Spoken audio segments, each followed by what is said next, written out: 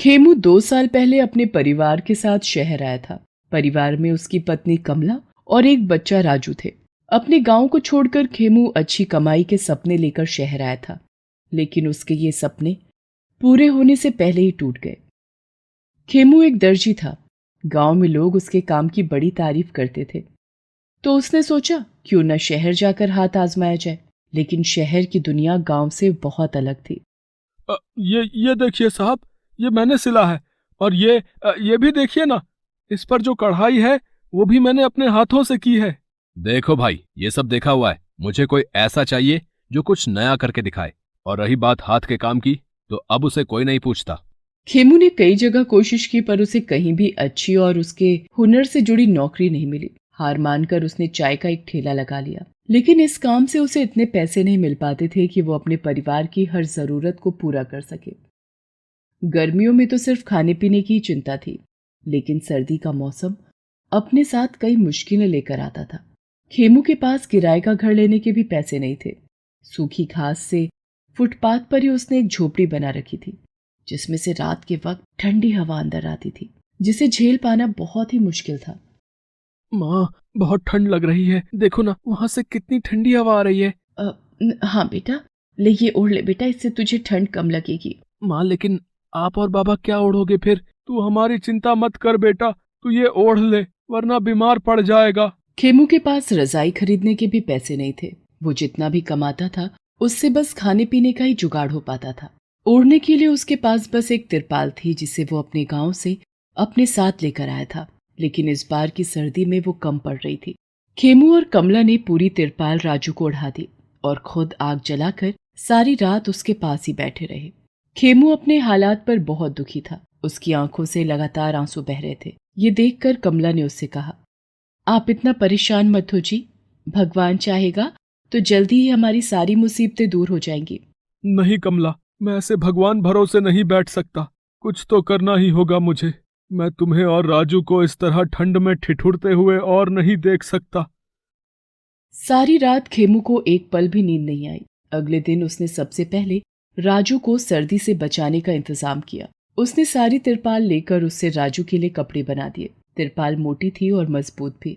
उससे बने कपड़ों को पहनकर राजू को बिल्कुल भी ठंड नहीं लग रही थी। लेकिन अब सवाल था कि खेमू और कमला खुद को ठंड से कैसे बचाएंगे, क्योंकि राजू के लिए कपड़े बनाने में सारी तिरपाल खर्च हो चुकी थी। खेमू को कुछ भी सूझ नहीं रहा था। वो हर रोज की तरह अपने ठेले पर चाय बनाने लगा। तभी कुछ देर बाद उसके ठेले पर आए एक ग्राहक ने उससे कहा, अरे खेमू, तू यहाँ कैसे मेरे भाई? इतना कहते ही वो ग्राहक खेमू के गले लग गया। दरअसल वो खेमू के बचपन का दोस्त सूरज था, जो उसके गांव में उसके पड़ोस में ही रहता था।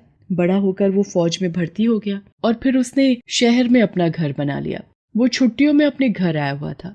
उसने खेमू को एक ही नजर में पहचान लिया। खेमू भी अपने पुराने दोस्त को देखकर बहुत खुश हुआ। अरे सूरज, कैसा है भाई? कितने साल हो गए तुझे देखे हुए? हाँ, बहुत साल हो गए मेरे यार। मेरा घर पास में ही है और मैं बिल्कुल ठीक हूँ। तेरी भाभी और अपनी बेटी के साथ यहीं रहता हूँ। पर तू यहाँ कैसे खेमू? और ये चाय, ये सब? तू तो गांव में सिलाई का काम करता था ना? हाँ भाई, सिलाई का काम अच्छा चल रहा था गांव में। फिर लोगों की बातों में आ गया और शहर हाथ आजमाने आ गया। लेकिन अब तो लगता है जल्दी ही वापस गांव जाना पड़ेगा। अरे, इतनी जल्दी हार मान गया? तू तो शेर है यार। याद है, फौज में जाने के लिए तूने ही तो मुझे हिम्मत दी थी। तू अगर उस दिन मुझे नहीं समझाता तो मैं कुछ भी नहीं कर पाता। भाई, फौज ने मुझे एक बात सिखाई है कि अपनी कमजोरी से जीतने का बस एक ही तरीका है कि जितना जल्दी हो सके उस कमजोरी को ही अपनी ताकत बना लो। लेकिन सूरज, मैं कैसे करूं ये सब? तुझे नहीं पता मेरे भाई, मेरी हालत बहुत खराब है। सिर्फ खुद की बात होती तो मैं कुछ सोचता भी, लेकिन कमला और राजू की यह हालत अब मुझसे और नहीं देखी जाती। ठंड में उन दोनों का बुरा हाल है। इतना कहकर खेमू जोर जोर से रोने लगता है। सूरज उसे सहारा देता है। वो नहीं चाहता था कि खेमू वापस गांव जाए। वो जानता था कि खेमू के हाथ में सिलाई कढ़ाई का जबरदस्त हुनर है। वो खेमू की मदद करना चाहता था। उसने सबसे पहले खेमू को कुछ पैसे दिए और उससे कहा, खेमू, तू बिल्कुल परेशान मत हो। अब मैं हूं ना तेरे साथ। लेकिन तुझे भी मुझसे वादा करना होगा कि तू हार नहीं मानेगा। अपनी कमजोरी को अपनी ताकत बनाएगा तू। ये सर्दी का मौसम तेरी कमजोरी है ना? अब तुझे इस मौसम को ही अपनी ताकत बनाना होगा। सूरज की मदद खेमू के लिए बहुत बड़ी थी। अब खेमू में हिम्मत आ गई थी। वो जानता था कि अब उसे क्या करना है। सूरज से मिले पैसों से उसने ढेर सारी रुई, गर्म कपड़ा और सिलाई का बाकी का सामान खरीदा। उसने उस सामान से सुंदर सुंदर रजाइयां बनाई, जो काफी गर्म तो थी ही, साथ ही देखने में बहुत सुंदर भी थी। खेमू ने कुल 4 रजाइयां बना ली, जिनमें से एक उसने अपने इस्तेमाल के लिए रख ली और बाकी की 3 रजाइयों को उसने अपने चाय के ठेले के पास ही बेचने के लिए टांग दिया। वो रजाइयां लोगों को बहुत पसंद आईं और कुछ ही घंटों में अच्छे दामों पर बिक गई। ये देखकर खेमू बहुत खुश हुआ। उसने बिकी हुई रजाइयों के पैसों से फिर से सामान खरीदा और पूरी मेहनत से और रजाइयां बनाने लगा। वो दिन भर चाय और रजाइयां बेचता और फिर रात में पूरे मन से नई रजाइयां तैयार करता। उसके हाथों की कारीगरी लोगों को बहुत पसंद आ रही थी। धीरे धीरे उसका ये काम बहुत अच्छा चल पड़ा। उधर सूरज की छुट्टियां खत्म हो चुकी थीं। उसे वापस अपने पोस्ट पर जाना था। वो खेमू से मिलने आया तो खेमू उसके पैरों पर गिर पड़ा और रोते हुए बोला, सूरज मेरे भाई, तू भगवान बनकर आया है मेरे लिए। मैं कैसे तेरा शुक्रिया अदा करूं, मुझे समझ नहीं आ रहा। नहीं खेमू, मदद करने वाला तो भगवान ही है, और ये सब तेरी मेहनत है मेरे भाई, जिसके दम पर तूने अपनी मुश्किलें दूर की हैं। मैं बहुत खुश हूं तेरे लिए। ऐसे ही मेहनत करते रहना मेरे भाई, और कोई भी परेशानी हो तो मेरा घर तेरे लिए हमेशा खुला है। ये कहकर सूरज खेमू को गले से लगा लेता है और फिर वहां से चला जाता है। जाते जाते भी वो खेमू को बड़ी हिम्मत देकर गया था। खेमू ने तय कर लिया था कि अब वो अपना हर सपना पूरा करेगा, अपने बेटे राजू को एक अच्छी जिंदगी देगा, और इसके लिए उसने खूब कड़ी मेहनत की। अब वो सिर्फ रजाइयां ही नहीं बल्कि दूसरे गर्म कपड़े भी बनाने लगा। कमला भी उसके काम में उसकी पूरी मदद करती थी। ऐसे ही वक्त बीतता गया और अपनी मेहनत के दम पर खेमू ने अपने दिन बदल लिए। शहर में लगने वाली प्रदर्शनियों में खेमू के बनाए गर्म कपड़े खूब तारीफ पाने लगे। जो सर्दी का मौसम खेमू के लिए मुसीबत बनकर आता था, वही अब खेमू के लिए कमाई का सीजन था। खेमू पूरे साल पूरी मेहनत से गर्म कपड़े, रजाइयां और कंबल वगैरह तैयार करता और फिर सर्दी के मौसम में ही बढ़िया कमाई करने लगा। राजू और कमला भी बहुत खुश थे। उन्हें अब कोई कमी नहीं थी। राजू अब स्कूल जाने लगा था। खेमू अब एक बड़ा व्यापारी बन गया था। अब वो एक बड़े और अच्छे घर में अपने परिवार के साथ रहने लगा था। उसकी फैक्ट्री में कई मजदूर उसके लिए काम करते थे। दूर दूर के शहरों तक उसका बना माल जाने लगा और इस तरह गरीब खेमू अब मशहूर सेठ खेमचंद हो गया था। लेकिन इन सब के बावजूद ना तो खेमू ने मेहनत का हुनर छोड़ा और ना ही अपनी अमीरी पर कभी घमंड किया। फिर एक दिन उसकी फैक्ट्री में काम करने वाला एक मजदूर उसके पास आया और बोला, राम राम मालिक, आपने बुलाया मुझे? हाँ हरिया, क्या बात है? मुझे मैनेजर ने बताया कि तू काम छोड़ रहा है, लेकिन क्यों? छोड़ना तो नहीं चाहता मालिक, पर क्या करूं, शहर की जिंदगी जीना मेरे बस के बाहर है। यहाँ आमदनी से ज्यादा खर्चा हो जाता है। मुझे आपसे कोई शिकायत नहीं है, पर शायद मैं ही काबिल नहीं हूं। मालिक, गर्मियां तो जैसे तैसे कट जाती हैं, लेकिन सर्दी में अपना गुजारा नहीं हो पा रहा। कल पूरी रात बीबी बच्चे सर्दी में ठिठुरते रहे। हरिया की बात सुनकर खेमू को अपने पुराने दिन याद आ गए। वो अपने मजदूर हरिया के कंधे पर हाथ रखते हुए बोला, हाँ हरिया, ये सच है कि शहर में पैर जमाना थोड़ा मुश्किल है, लेकिन नामुमकिन नहीं है। तुम घबराओ मत, मैं तुम्हारे साथ हूं। खेमू तुरंत अपने मैनेजर को बुलवाता है और हरिया जैसे अपने सारे मजदूरों की तनख्वाह बढ़ाने को कहता है। साथ ही सभी को एक एक रजाई देने के लिए भी कहता है। हरिया के साथ साथ सारे मजदूर खेमू के इस फैसले से बहुत खुश होते हैं और उसे दुआएं देते हैं। साथ ही वो सभी अब पहले से भी ज्यादा मेहनत से काम करने लगते हैं। अब सब बदल गया था, ना सिर्फ खेमू बल्कि उसके सारे मजदूरों के लिए भी। ठंड का मौसम अब खुशियों का मौसम बन गया था। Hi dad, good morning. आओ रोहन, कैसे हो बेटा? Cool dad. डैड मुझे ना कुछ पैसे चाहिए थे। पर बेटा, परसों ही तो तुम्हें 10,000 रुपए दिए थे ना, वो कहाँ गए? डैड, वो तो कल ही खर्च हो गए ना पार्टी में। आज रिया का बर्थडे है तो मैं इस खुशी में पार्टी थ्रो कर रहा हूँ।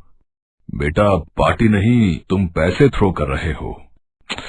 ओफो डैड, ये बातें क्या हम बाद में कर सकते हैं प्लीज? आप जल्दी से पैसे दीजिए ना, my friends are waiting for me. ये है सत्यप्रकाश और उनका बेटा रोहन। कई साल पहले सत्यप्रकाश इसी शहर में किराने की दुकान पर मजदूरी किया करते थे, लेकिन अपनी मेहनत और लगन के दम पर उन्होंने थोड़े ही समय में एक मजदूर से मालिक तक का सफर तय किया। आज ये शहर के जाने माने मल्टी स्टोर के मालिक हैं। रोहन इनका इकलौता बेटा है जिसने कभी गरीबी नहीं देखी, क्योंकि जब उसने होश संभाला तब तक सत्यप्रकाश काफी कुछ हासिल कर चुके थे। यही वजह थी कि रोहन को पैसों की बिल्कुल भी कद्र नहीं थी। वो अपने पिता के पैसों का रौब अपने सारे दोस्तों पर जमाता था और जी खोलकर खर्च करता था। Hi dad. नमस्ते बोलो बेटा। डैड, ये नमस्ते बड़ा ओल्ड फैशन हो गया है, मुझे सूट नहीं करता। अच्छा, तो नमस्ते की भी एक्सपायरी होती है? मुझे नहीं पता था। लीव इट डैड, मुझे आपसे एक बात करनी है। हाँ बताओ, क्या बात है? डैड, आपको पता है ना कि कश्मीर में स्नोफॉल हो रहा है। हाँ तो? डैड, तो हम सब दोस्त ना वहां जाने का प्लान कर रहे हैं। बेटा, अभी पिछली सर्दियों में ही तुम लोग लेह घूम कर आए थे। So what dad, Kashmir is Kashmir. हमारा टूर प्लान हो चुका है, अब बस मेरे अकाउंट में 50,000 ट्रांसफर कर दो, वो भी आज ही। क्या कहा? 50,000? रोहन, तुम जानते भी हो कि 50,000 कैसे कमाए जाते हैं, कितनी मेहनत लगती है इतने पैसे जमा करने में। सॉरी बेटा, पर मुझे लगता है कि ये फिजूल खर्च है, तो मैं तुम्हें पैसे नहीं दे सकता। रोहन को ना सुनना पसंद नहीं था, लेकिन वो अपने पिता से लड़ भी नहीं सकता था, इसलिए बस मुंह फुलाकर वहां से चला गया। सत्यप्रकाश चाहते थे कि रोहन पैसों की कद्र समझे। वो चाहते थे कि रोहन एक अच्छा और मददगार आदमी बने, न कि फिजूल खर्ची करने वाला इंसान। इसीलिए वो हमेशा भगवान से रोहन को सद्बुद्धि देने की प्रार्थना करते थे। फिर कुछ दिनों बाद, डैड, डैड मेरे साथ बाहर चलिए। अरे पर हुआ क्या है, बड़े खुश लग रहे हो। डैड, आप बाहर तो आइए। अच्छा अच्छा, ठीक है, चलो। देखिए डैड, मेरी कार के नए सीट कवर्स, कूल है ना? हाँ बेटे, अच्छे हैं। सत्यप्रकाश हाथ से छूकर उन सीट कवर्स की क्वालिटी चेक करने लगे कि तभी वहां एक लड़का आया जिसकी उम्र करीब 15 या 16 साल की होगी। उसने एक फटी पुरानी शर्ट पहनी हुई थी और कंधे पर एक बोरी लिए हुए था जिसमें गत्ते और अखबार वगैरह भरे हुए थे। उसे देखकर रोहन बोला, ओए, कहाँ चला रहा है, मेरी कार से दूर हट। भैया जी, एक मदद कर दीजिए। क्या चाहिए? भैया, ये दुकान आपकी है ना? क्या कहा दुकान? अबे साले, इसे सुपरमार्केट कहते हैं, समझा? माफ कर दो भैया जी, मुझे 3-4 कट्टे मिल जाएंगे क्या? है? क्या मिल जाएंगे? बेटा, ये थैलों की बात कर रहा है जिनमें सामान भर कर आता है अपने यहाँ। ओके, तो ये कबाड़ी है? नहीं भैया, मैं कबाड़ी नहीं हूँ, मुझे बस 3-4 बोरियां चाहिए थी, वो जिसमें चीनी या दालें आती है ना, वो वाली। पर बेटा, अगर तुम कबाड़ी नहीं हो तो तुम करोगे क्या उन बोरियों से, और तुम्हारा नाम क्या है? बाबूजी, मेरा नाम मंगल है और मुझे जरूरत है कुछ कट्टों की। अच्छा, तो ठीक है। देखो बेटा, हम कबाड़ी वाले को 5 रुपए की एक बोरी के हिसाब से बेच देते हैं, तो तुम 20 रुपए दो और 4 बोरियां ले जाओ। बाबूजी, 20 रुपए तो नहीं है मेरे पास, बस 11 है। अबे सुना नहीं तूने? 4 बोरी के 20 रुपए हुए, तो जब पैसे हो तब आना, अब जा यहाँ से। दे दो ना भैया, गरीब की दुआएं लगेंगी आपको। रुक, तू ऐसे नहीं मानेगा, है ना? तुझे तो मैं। रुको रोहन, ये क्या कर रहे हो? और मंगल, तुम चलो मेरे साथ, मैं देता हूँ तुम्हें खाली कट्टे। मंगल को देखकर ही सत्यप्रकाश समझ गए थे कि मंगल बहुत गरीब है, इसलिए उन्होंने उसे 4 खाली कट्टे दे दिए और बदले में पैसे भी नहीं लिए। रोहन इस बात से खुश नहीं था। फिर मंगल के वहां से जाने के बाद, डैड, ऐसे लोगों से क्यों मुंह लगाते हो आप? बेटा, वो बहुत मजबूर लग रहा था, उसकी हालत देखी थी तुमने, इतनी सर्दी पड़ रही है और वो सिर्फ एक शर्ट में घूम रहा है, और वो भी फटी हुई। ओहो डैड, आपको तो कुछ समझाना ही बेकार है। ठीक 2 दिन बाद मंगल एक बार फिर वहां आया। इत्तेफाक से उस वक्त भी सत्यप्रकाश के साथ वहां पर रोहन भी मौजूद था। नमस्ते बाबूजी। नमस्ते, कैसे हो बेटे? मैं ठीक हूँ बाबूजी। बाबूजी, वो 4 कट्टे और मिल जाएंगे क्या? देखा डैड, मैं उस दिन आपको यही समझाने की कोशिश कर रहा था, ऐसे लोगों को मुंह लगाने का यही नतीजा होता है। अब देखिए, आ गया ना फिर से। कोई बात नहीं रोहन। मंगल, आ जाओ, कल ही माल आया है, तो मिल जाएंगे तुम्हें खाली कट्टे। But dad, he is trying to make you fool. Satyaprakash ने रोहन की बात को अनसुना कर दिया और मंगल को लेकर अंदर चले गए। फिर कुछ देर बाद ही वो मंगल के साथ बाहर आ गए। मंगल के हाथों में 4 खाली कट्टे थे, लेकिन इस बार वो कट्टे मुफ्त में लेकर नहीं गया। उसने उनके बदले में 15 रुपए सत्यप्रकाश को दिए और फिर मुस्कुराता हुआ वहाँ से चला गया और रोहन मुंह सिकोड़े वहीं खड़ा। डैड, आप बहुत भोले हो। वो लड़का रोज आपको चूना लगा कर जा रहा है और आप उनकी बातों में आ जाते हो। अच्छा, तो तुम्हें ऐसा लगता है? डैड, ये जरूर आपसे सस्ते में बोरियां खरीदकर बाहर बेच रहा होगा और आपके अलावा दूसरे दुकानदारों के साथ भी ऐसा ही करता होगा। अरे नहीं रोहन, ऐसा नहीं है। वो बेचारा तो बेचारा, अगर आप इसके पीछे जाओगे ना तो सारी सच्चाई पता चल जाएगी कि कितना बेचारा है ये।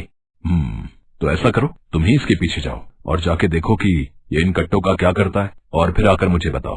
ठीक है डैड, मैं अभी जाता हूँ उसके पीछे। बट आप प्रॉमिस कीजिए, आप मुझे मेरी न्यू जैकेट के लिए पैसे देंगे ना? बस 6000 की है। अभी तुम जाओ, हम इसके बारे में बाद में बात करेंगे। इसके बाद रोहन मंगल के पीछे पीछे चल दिया। उसने देखा कि रास्ते में मंगल ने पहले एक कबाड़ी से कुछ अखबार लिए और फिर वो जंगल की तरफ चल दिया। चलते चलते अब रोहन के पैर दर्द होने लगे थे, लेकिन फिर भी वो मंगल का पीछा करता रहा, क्योंकि उसे अपने पिता के सामने खुद को सही साबित करना था। फिर थोड़ी ही दूर पर एक नाले के पास बांस बल्ली से बनी उसे एक छोटी सी झुग्गी दिखी। मंगल अपना सामान बाहर रखकर उस झुग्गी में घुस गया और रोहन वहीं एक पेड़ के पीछे छुपकर उसे देखता रहा। तभी उस झुग्गी से एक बुजुर्ग आदमी और औरत मंगल के साथ बाहर निकले। देखो दादाजी, मैं बोरियां ले आया। अच्छा किया बेटा, उस फटी चादर से अब काम नहीं चलता। रात को बड़ी ठंड लगती है तेरी दादी को। इन बोरियों को सिलकर इनमें अच्छे से अखबार और पत्तियां डाल लेंगे तो शायद कुछ बात बने। हाँ हाँ, जैसे सारी ठंड मुझे ही लगती है। रात भर कांपते रहते हैं तेरे दादाजी, मगर नाम मेरा लगा रहे हैं। मंगल की दादी की बात सुनकर तीनों जोर जोर से हंसने लगे, लेकिन ये सब सुनकर रोहन हक्का बक्का रह गया। वो समझ नहीं पा रहा था कि इतनी ठंड में उनके पास ओढ़ने को एक कंबल तक नहीं था और वो सब इस हाल में भी खुश दिख रहे थे। कुछ देर बाद दादी झुग्गी के अंदर चली गई और मंगल और उसके दादा बोरियों को सिलकर उनकी रजाई बनाने लगे। रोहन पेड़ के पीछे खड़ा होकर ये सब देख रहा था और उसकी आंखों से आंसू गिर रहे थे। पहली बार उसे इस बात का अंदाजा हुआ कि पैसों की कमी क्या होती है और पैसे न होने पर मौसम की मार कितनी भारी पड़ती है। दूसरी तरफ उन बोरियों को सिलते हुए मंगल और उसके दादा आपस में खूब हंसी ठिठोली कर रहे थे और दादी उनके लिए मिट्टी के चूल्हे पर खाना पका रही थी। फिर कुछ घंटों के बाद आ गए बरखुरदार। रोहन चुप ही रहा और फौरन अपने पापा के पैरों पर गिर पड़ा। अरे अरे, ये क्या कर रहे हो? पापा, मुझे बस 5000 मिलेंगे क्या? हाँ, क्यों नहीं बेटा, अभी ला कर देता हूँ। पर आप पूछेंगे नहीं कि मैं ये पैसे क्यों मांग रहा हूँ? नहीं, आज नहीं पूछूंगा। भैया, ऐसी 3 रजाई कितने में दोगे? ये 2000 की एक है जी, और सबसे बढ़िया वाली ये है। मगर मेरे पास बस 5000 है। अब इतने में तो नहीं हो पाएगा जी। अभी दे दो भैया, मैं 1-2 दिन में बाकी के 1000 दे जाऊंगा। दुकान वाले ने रोहन की बात पर भरोसा करके उसे 3 रजाइयां पैक करके दे दी। रोहन खुशी खुशी उन रजाइयों को लेकर मंगल के घर की तरफ बढ़ गया और सत्यप्रकाश मुस्कुराते हुए वापस अपने स्टोर की तरफ चल दिए।